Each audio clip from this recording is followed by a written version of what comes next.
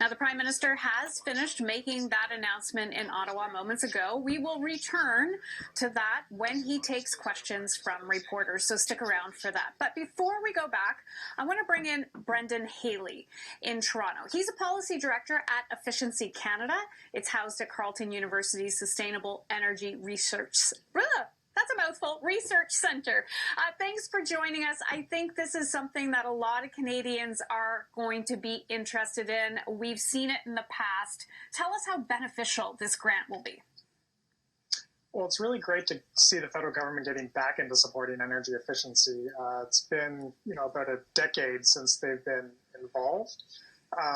There's a lot of supports right now, or some supports at the provincial level from provinces and utilities, but if we want to drive much higher participation, much more substantial greenhouse gas reductions per home, we need the federal government to get involved too.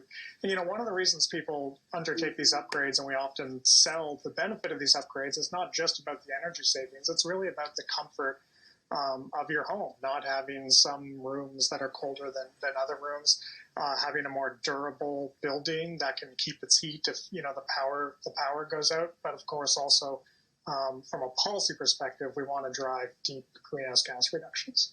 Now, I don't know if you've had a chance to look into this so far, because I know it was announced in the budget. Today, people can apply. Do you think this grant goes far enough as an incentive for Canadians to retrofit their homes? Right. We really need to start seeing much larger energy savings per home than we've traditionally seen in energy efficiency programs like this.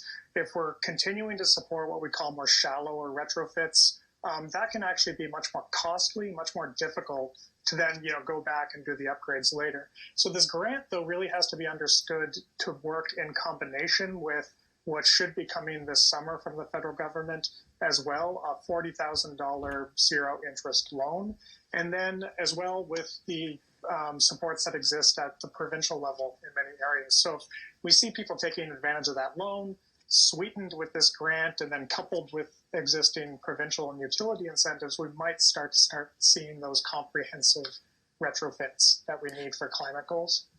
Is there anything that you feel is missing from this grant that should be added in?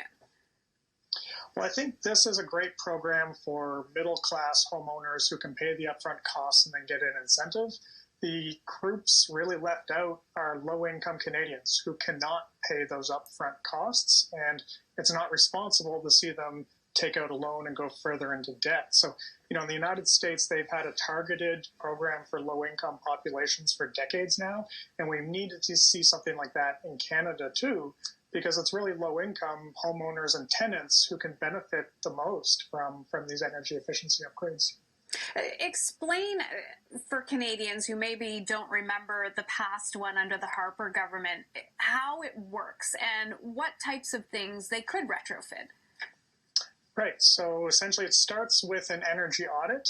So there's a professional energy advisor who will come in and do an assessment of your house. They'll use a blower door test, which actually measures the air leakage of your house. It's really important to do that because your house works like a system. So you could install a heat pump, but that heat pump might not actually deliver the benefits to you in terms of comfort if you're not also air sealing and insulating before you install that. So you do that, you undertake the upgrades. My understanding is you'll be able to go to a portal, and then once you undertake those upgrades with a qualified contractor, you'll receive an incentive back based on their performance. So the more energy you save, the bigger your incentive will be. What is the likelihood? We've seen programs in the past that, yes, it says you'll get up to $5,000 in a grant. What's the likelihood, or how much would you have to spend to get that $5,000 grant? That's a good question. It's more in terms of how much you need to save.